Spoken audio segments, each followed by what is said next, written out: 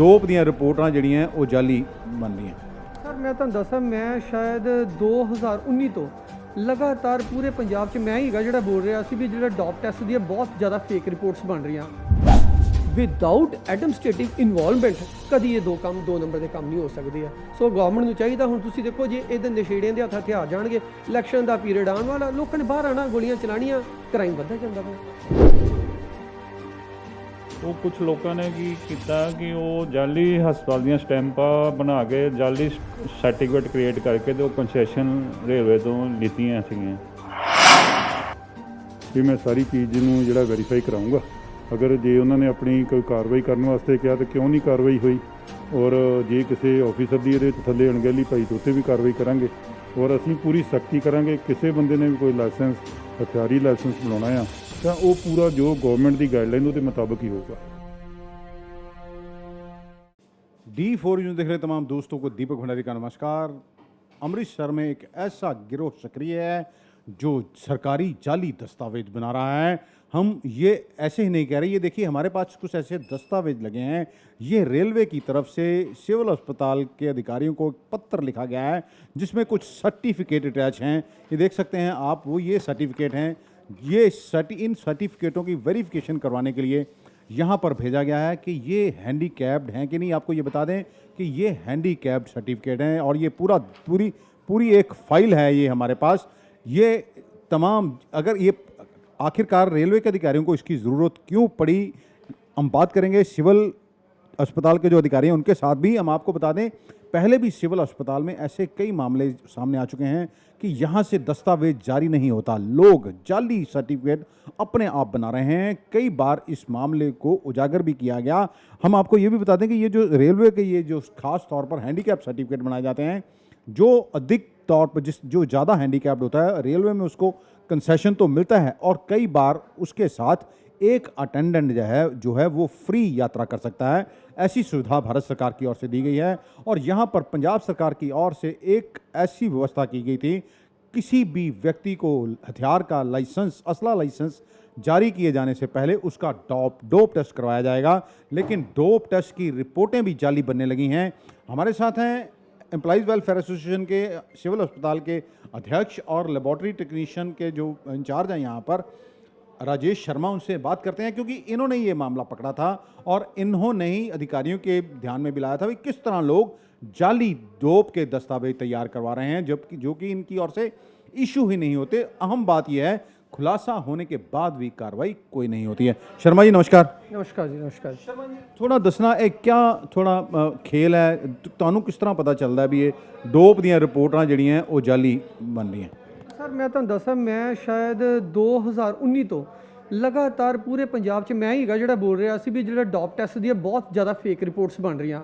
ਕਾਰਨ ਇਹ ਆ ਵੀ ਤੁਸੀਂ ਦੇਖੋ ਵੀ ਸਾਡੇ ਕੋਲ ਤਾਂ ਕਈ ਬੰਦੇ ਇਦਾਂ ਦੇ ਆਉਂਦੇ ਸੀ, ਜਦੋਂ ਡੋਪ ਟੈਸਟ ਕਰਵਾਉਣ ਆਉਂਦੇ ਸੀ ਤੇ ਡੋਪ ਟੈਸਟ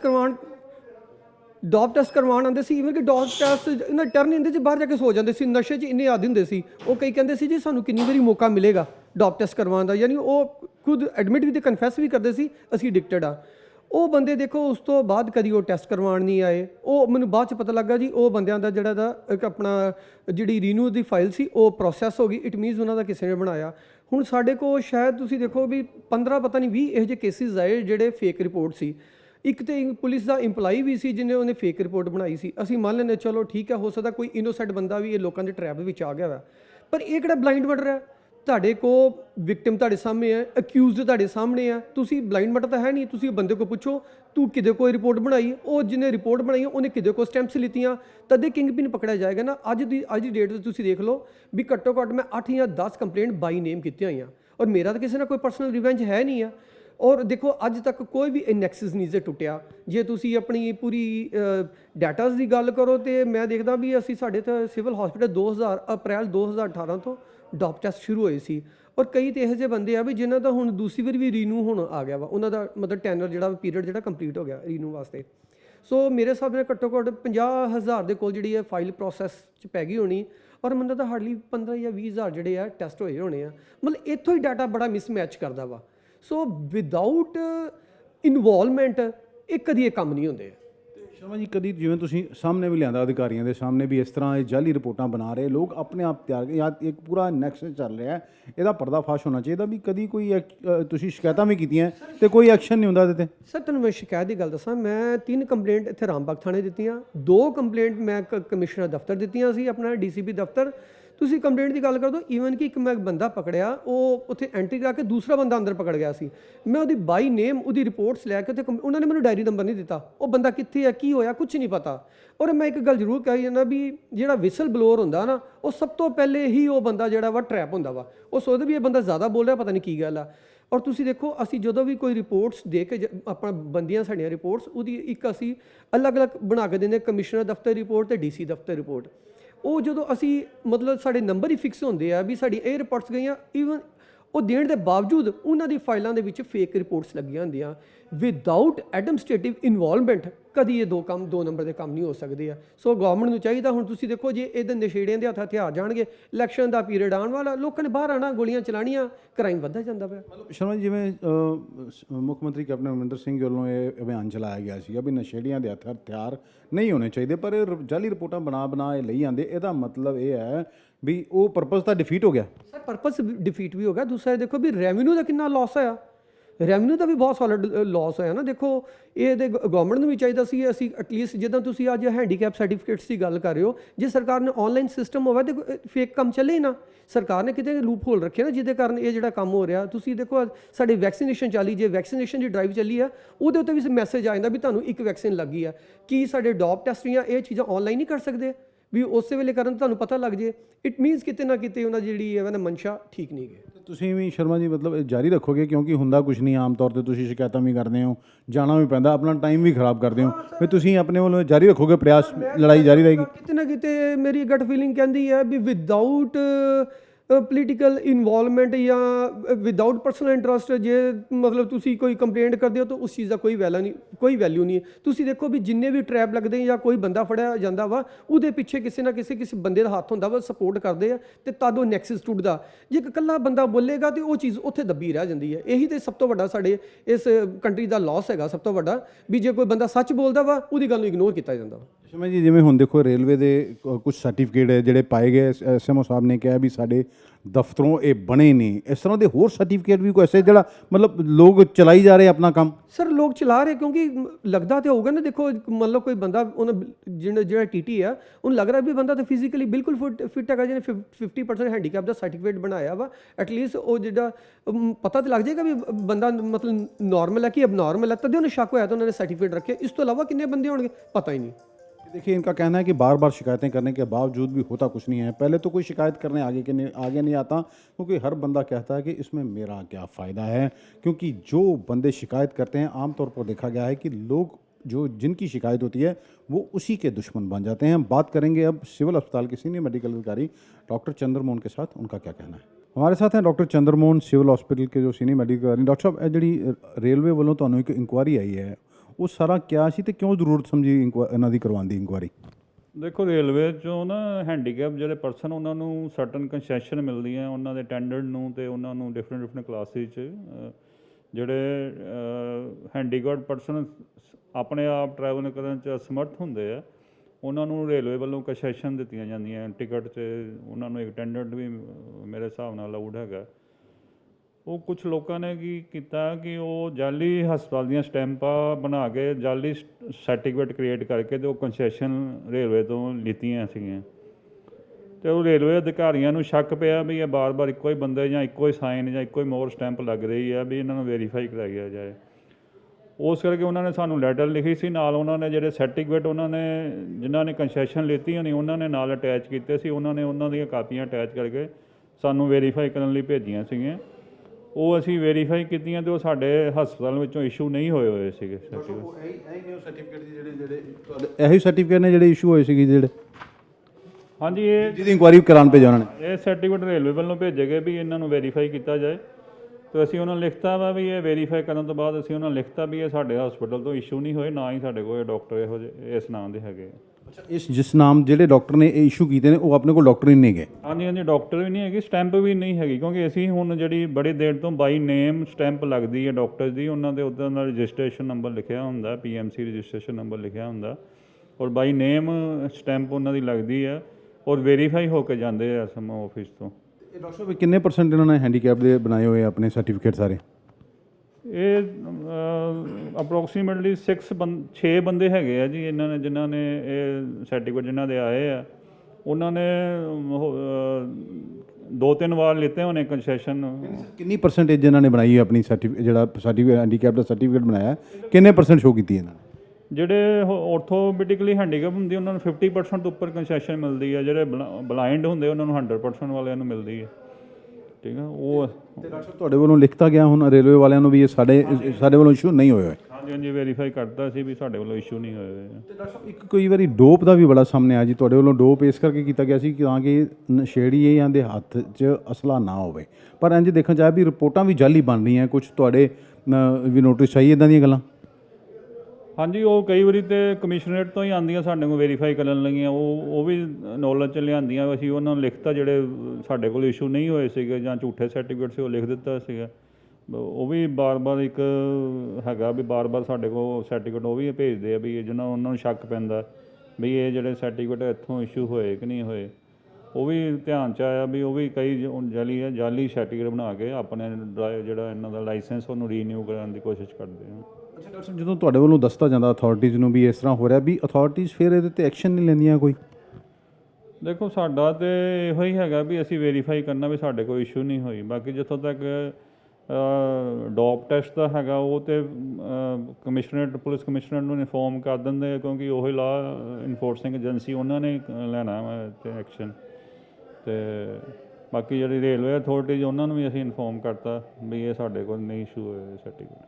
ये देखिए, सिविल अस्पताल के सीनियर मेडिकल अधिकारी हैं डॉक्टर चंद्रमोहन, इनका कहना है कि हमारी तरफ से ये जो तमाम सर्टिफिकेट हैं, ये जो बने हुए हैं, ये दस्तावेज सिविल हॉस्पिटल से इशू नहीं हुए। सबसे बड़ा सवाल ये है कि सरकारी दस्तावेज आखिर कौन तैयार करवा रहा है, इसके पीछे कौन लोग हैं? ये बहुत बड़ा गिरोह चल रहा है, ये सरकार का भी इसमें नुकसान है और आने वाले दिनों में भारी इसकी कीमत चुकानी पड़ सकती है। जो डोप टेस्ट नशेड़ियों के हाथों में हथियार हैं, वो लोग जो भी हो, भले ही कोई पुलिसकर्मी हो या कोई दूसरा हो, अगर कोई जाली दस्तावेज तैयार करवाता है तो उसके खिलाफ सख्त से सख्त कार्रवाई होनी चाहिए। हमारी भी सरकार, पुलिस अधिकारियों और प्रशासनिक अधिकारियों से यही अपील है। इसी को लेकर हम बात करेंगे पुलिस अधिकारियों के साथ, उनका क्या कहना है। पंजाब सरकार की ओर से एक सिस्टम शुरू किया गया था कि जिसके पास भी लाइसेंसी असला है, हथियार हैं, पहले उसका डोप टेस्ट करवाया जाएगा। उसमें कुछ यदि वह नशा नहीं करता है किसी चीज़ का, तभी उसे लाइसेंस इशू होगा। सिविल अस्पताल अमृतसर में ऐसे कई मामले सामने आ रहे हैं जहां पर डोप की जो रिपोर्ट है वो पॉजिटिव पाई जाती है, यानी कि ऐसा आता है कि जो व्यक्ति है टेस्ट करवाने के लिए आया है उसने कोई ना कोई नशा कर रखा है। लेकिन कुछ लोग ऐसा वहाँ पर गिरोह सक्रिय है जो जाली रिपोर्टें तैयार कर रहा है और जाली रिपोर्टें बनाई जा रही हैं। आखिरकार ये मामला सामने क्यों नहीं आ रहा है, आज हम इसी को लेकर पहुंचे हैं DCP लॉ एंड ऑर्डर के पास। परमिंदर सिंह पंडाल हैं हमारे साथ, इनसे बात करते हैं। सत श्री अकाल सर। ਸਤਿ ਸ਼੍ਰੀ ਅਕਾਲ ਜੀ। पंडाल साहब, एक मामला सामने आया जी, डोप टेस्ट होने सिर्फ इस करके करवाए गए सी कि ताकि ਜਿਹੜੇ ਨਸ਼ੇੜੀ हैं ਉਹਨਾਂ ਦੇ ਹੱਥ ਹਥਿਆਰ ਨਾ ਜਾਣ। ਸਿਵਲ ਹਸਪੀਟਲ 'ਚ ਡੋਪ ਟੈਸਟ ਹੁੰਦੇ हैं, ਉੱਥੇ ਰਿਪੋਰਟਾਂ ਜਿਹੜੀਆਂ ਪਾਇਆ ਜਾਂਦਾ ਕਿ ਪੋਜ਼ਿਟਿਵ ਹੈ ਬੰਦਾ, ਯਾਨੀ ਕਿ ਇਹ ਨਸ਼ਾ ਕਰਦਾ ਹੈ। ਬਟ ਐਸੇ ਕਈ ਮਾਮਲੇ ਸਾਹਮਣੇ ਆਏ हैं, ਉਹ ਰਿਪੋਰਟ ਨੂੰ ਬਾਅਦ ਪੋਜ਼ਿਟਿਵ ਰਿਪੋਰਟ ਨੂੰ ਨੈਗੇਟਿਵ ਕਰ ਦਿੱਤਾ ਜਾਂਦਾ ਹੈ। ਉਹਦੇ ਵਿੱਚ ਇੱਕ ਬੜਾ ਵੱਡਾ ਐਨੈਕਸਿਸ ਚੱਲ ਰਿਹਾ। ਉਹ ਕੌਣ ਲੋਕ ਸ਼ਾਮਿਲ ਨੇ? ਕਿਆ ਤੁਹਾਡੇ ਧਿਆਨ 'ਚ ਇਹ ਪਹਿਲੇ ਮਾਮਲਾ ਆਇਆ? ਨਹੀਂ, ਮੇਰੇ ਹੁੰਦਿਆਂ ਜਦੋਂ ਤੋਂ ਮੈਂ ਇੱਥੇ ਲੱਗਾ ਇਦਾਂ ਦਾ ਕੋਈ ਮਾਮਲਾ ਨਹੀਂ ਆਇਆ। ਅਗਰ ਜੇ ਕੋਈ ਮੇਰੇ ਧਿਆਨ ਦੇ ਵਿੱਚ ਆਇਆ ਤਾਂ ਅਸੀਂ ਸਖਤ ਤੋਂ ਸਖਤ ਕਾਰਵਾਈ ਕਰਾਂਗੇ ਉਹਦੇ 'ਤੇ। ਸਰ, ਉਹਦੇ 'ਚ ਸਾਡੀ ਜਾਣਕਾਰੀ ਦੇ ਮੁਤਾਬਿਕ ਉੱਥੇ ਜਿਹੜੇ ਡਿਪਾਰਟਮੈਂਟ ਦੇ ਲੋਕ ਹੈ ਉਹਨਾਂ ਨੇ ਸ਼ਿਕਾਇਤ ਕੀਤੀ 3 ਵਾਰੀ ਰਾਮਬਾਗ ਥਾਣੇ। ਉਹਨਾਂ ਦਾ ਇਹ ਕਹਿਣਾ ਵੀ ਉਹ ਸਾਡੇ ਕੋਲ ਸ਼ਿਕਾਇਤ ਤਾਂ ਲੈ ਲੈਂਦੇ ਆ ਪਰ ਉਹਦੇ ਤੇ ਕਾਰਵਾਈ ਨਹੀਂ ਕਰਦੇ, ਕਿਉਂਕਿ ਇਹਦੇ ਨਾਲ ਇੱਕ ਪੂਰਾ ਇੱਕ ਨੈਕਸਸ ਜਿਹੜਾ ਹੈ ਉਹ ਬ੍ਰੇਕ ਹੋ ਜਾਏਗਾ, ਪਤਾ ਚੱਲ ਜਾਏਗਾ ਵੀ ਕੌਣ ਸਰਕਾਰੀ ਦਸਤਾਵੇਜ਼ ਜਿਹੜੇ ਜਾਲੀ ਬਣਾ ਰਹੇ ਹੈ। ਬਿਲਕੁਲ ਜੀ, ਜਿਹੜੀ ਤੁਸੀਂ ਇਹ ਗੱਲ ਦੱਸੀ ਆ ਮੈਨੂੰ ਤੁਹਾਡੇ ਤੋਂ ਹੀ ਪਤਾ ਲੱਗਾ ਆ। ਇਹ ਮੈਂ ਸਾਰੀ ਚੀਜ਼ ਨੂੰ ਜਿਹੜਾ ਵੈਰੀਫਾਈ ਕਰਾਊਂਗਾ। ਅਗਰ ਜੇ ਉਹਨਾਂ ਨੇ ਆਪਣੀ ਕੋਈ ਕਾਰਵਾਈ ਕਰਨ ਵਾਸਤੇ ਕਿਹਾ ਤਾਂ ਕਿਉਂ ਨਹੀਂ ਕਾਰਵਾਈ ਹੋਈ, ਔਰ ਜੇ ਕਿਸੇ ਆਫੀਸਰ ਦੀ ਇਹਦੇ ਵਿੱਚ ਥੱਲੇ ਅਣਗਹਿਲੀ ਪਾਈ ਤਾਂ ਉੱਤੇ ਵੀ ਕਾਰਵਾਈ ਕਰਾਂਗੇ। ਔਰ ਅਸੀਂ ਪੂਰੀ ਸਖਤੀ ਕਰਾਂਗੇ। ਕਿਸੇ ਬੰਦੇ ਨੇ ਵੀ ਕੋਈ ਲਾਇਸੈਂਸ, ਹਥਿਆਰੀ ਲਾਇਸੈਂਸ ਬਣਾਉਣਾ ਆ ਤਾਂ ਉਹ ਪੂਰਾ ਜੋ ਗਵਰਨਮੈਂਟ ਦੀ ਗਾਈਡਲਾਈਨ ਉਹਦੇ ਮੁਤਾਬਕ ਹੀ ਹੋਊਗਾ। ਦੇਖੀਏ, ਤੁਸੀਂ ਕੁਝ ਹੋਰ ਕਹਿਣਾ ਚਾਹੋ ਆਪਣਾ ਸਰ? ਬਸ ਮੈਂ ਇਹੋ ਕਹਿਣਾ ਚਾਹੁੰਦਾ ਜੀ, ਜਿਸ ਕਿਸੇ ਨੇ ਬੰਦੇ ਨੂੰ ਵੈਪਨ ਉਹੀ ਬਣਾਵੇ ਆਪਣਾ ਹਥਿਆਰ ਜਿਹਨੂੰ ਵਾਕਿਆ ਹੀ ਲੋੜ ਆ। ਜੇ ਹੁਣ ਆਪਾਂ ਕੀ ਕਰਦੇ ਇਹਦੇ ਤੇ ਇੰਨਾ ਜ਼ਿਆਦਾ ਪੈਸੇ ਲੱਗਦੇ ਆ, ਲੱਖ ਰੁਪਏ ਦੀ ਆਪਾਂ ਲੈਂਦੇ ਆ, ਹੋਰ ਪੈਸੇਦਾਰ ਲੱਗਦੇ ਆ, ਫਿਰ ਇਹਨੂੰ ਰੀਨਿਊ ਤੇ ਬਹੁਤ ਪੈਸੇ ਲੱਗਦੇ ਆ। ਜਿਸ ਬੰਦੇ ਨੂੰ ਵਾਕਿਆ ਹੀ ਲੋੜ ਆ, ਕੋਈ ਬਿਜ਼ਨਸਮੈਨ ਆ ਜਾਂ ਕਿਸੇ ਨੂੰ ਜ਼ਰੂਰਤ ਆ, ਉਹ ਹੀ ਬਣਾਵੇ। ਆਮ ਲੋਕ ਜਿਹੜੇ ਆ, ਲੋਕਾਂ 'ਚ ਦੇਖਿਆ ਇੱਥੇ ਮੈਂ ਅੰਮ੍ਰਿਤਸਰ ਏਰੀਏ ਵਿੱਚ ਕਾਫੀ ਲੋਕਾਂ 'ਚ ਰੁਝਾਨ ਆ ਵੈਪਨ ਨੂੰ ਲਾਉਣ ਦਾ, ਅਤੇ ਮੈਂ ਸਾਰਿਆਂ ਨੂੰ ਇਹੋ ਅਪੀਲ ਕਰੂੰਗਾ, ਇਹਦਾ ਕੋਈ ਫਾਇਦਾ ਨਹੀਂ। ਕਈ ਵਾਰ ਕੀ ਲੜਾਈ ਝਗੜੇ ਹੁੰਦੇ ਆ, ਉੱਥੇ ਆਪਾਂ ਇਹਨੂੰ ਵਰਤ ਕੇ ਫਿਰ ਆਪਾਂ ਸਾਰੀ ਉਮਰ ਇਸ ਚੀਜ਼ ਤੋਂ ਪਛਤਾਉਂਦੇ ਆ।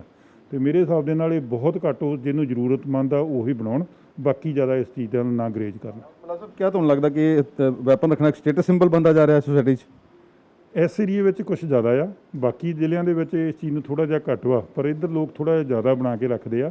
ਪਰ ਮੈਂ ਤਾਂ ਸਾਰਿਆਂ ਨੂੰ ਇਹੋ ਅਪੀਲ ਕਰੂੰਗਾ ਕਿ ਸਾਨੂੰ ਆਪਣੇ ਕੰਮ ਵਾਸਤੇ ਜ਼ਿਆਦਾ ਧਿਆਨ ਦੇਣਾ ਚਾਹੀਦਾ। ਜੋ ਵੀ ਸਾਨੂੰ ਆਪਣਾ ਰੱਬ ਨੇ ਕਿੱਤਾ ਬਖਸ਼ਿਆ, ਜੇ ਕੋਈ ਖੇਤੀਬਾੜੀ ਕਰਦਾ ਜਾਂ ਕੋਈ ਜੋਬ ਕਰਦਾ ਤਾਂ ਆਪਣੇ ਉਸ ਕੰਮਾਂ 'ਤੇ ਧਿਆਨ ਦੇਵੇ, ਇਹੋ ਜਿਹੀਆਂ ਚੀਜ਼ਾਂ 'ਚ ਨਹੀਂ ਪੈਣਾ ਚਾਹੀਦਾ। ਪਰ ਜਿੱਥੇ ਕਿਸੇ ਨੂੰ ਲੋੜ ਵੀ ਆ ਉਹ ਜ਼ਰੂਰ ਬਣਾਓ। ਕੋਈ ਨੇਰੇ ਸਵੇਰੇ ਕਿਤੇ ਆਉਂਦੇ ਜਾਂਦੇ ਆ ਜਾਂ ਕੁਛ ਪੈਸਿਆਂ ਦਾ ਲੈਣ ਦੇਣ ਦਾ ਦਾਇਰੇ ਆ, ਉਹਨਾਂ ਲੋਕਾਂ ਨੂੰ ਜ਼ਰੂਰਤ ਆ ਉਹ ਬਣਾਉਣ। ਬਾਕੀ ਜੇ ਕਿਸੇ ਦੀ ਕੋਈ ਲੜਾਈ ਝਗੜਾ ਜੋ ਕੋਈ ਰੰਜਿਸ਼ ਆ, ਲੋਕਲ ਪੁਲਿਸ ਸਟੇਸ਼ਨ 'ਚ ਦੱਸਣ, ਨਾ ਕਿ ਆਪਣਾ ਵੈਪਨ ਲੈ ਕੇ ਅਗਲੇ ਨੂੰ ਦਿਖਾ ਲੈਣਾ ਜਾਂ ਗੋਲੀ ਚਲਾ ਕੇ ਮਾਰ ਦੇਣਾ।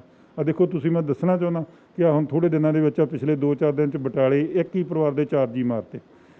ਕੀ ਇੱਕ ਪੈਲੀ ਦੇ ਬੰਨੇ ਦੀ ਝਗੜਾ ਹੋਇਆ? ਸਾਨੂੰ ਚਾਹੀਦਾ ਜੇ ਉਹ ਨਾ ਹੁੰਦਾ ਵੈਪਨ ਤੇ ਨਾ ਇਹ ਕਾਰਵਾਈ ਹੁੰਦੀ। ਅਤੇ ਇਸ ਕਰਕੇ ਲੜਾਈਆਂ ਝਗੜੇ ਤਾਂ ਚਲੋ ਘਰਾਂ 'ਚ ਵੀ ਹੁੰਦੇ ਨੇ, ਪਰ ਵੈਪਨ ਜਿਹੜੇ ਆ ਹੁਣ ਇੱਕ ਦਿਨ ਇੱਕ ਸਾਡੇ ਇੱਥੇ ਬੱਸ ਸਟੈਂਡ ਦੇ ਲਾਗੇ ਇੱਕ ਛੋਟੀ ਉਮਰ ਦਾ ਹੀ ਬੱਚਾ, ਉਹਨੇ ਆਪ ਨੂੰ ਵੀ ਗੋਲੀ ਮਾਰ ਲਈ ਔਰ ਆਪਣੀ ਜਿਹੜੀ ਉਹਦੀ ਫਰੈਂਡ ਸੀ ਉਹਨੂੰ ਵੀ ਗੋਲੀ ਮਾਰਤੀ, ਔਰ ਆਪਣੇ ਫਾਦਰ ਦਾ ਲਾਇਸੈਂਸ ਲੈ ਕੇ ਆ। ਮਾਂ ਬਾਪ ਦੀ ਵੀ ਬੜੀ ਗਲਤੀ ਆ, ਵੈਪਨ ਬਣਾ ਕੇ ਬੱਚਿਆਂ ਦੇ ਹੱਥ ਦੇ ਦਿੱਤੇ ਆ।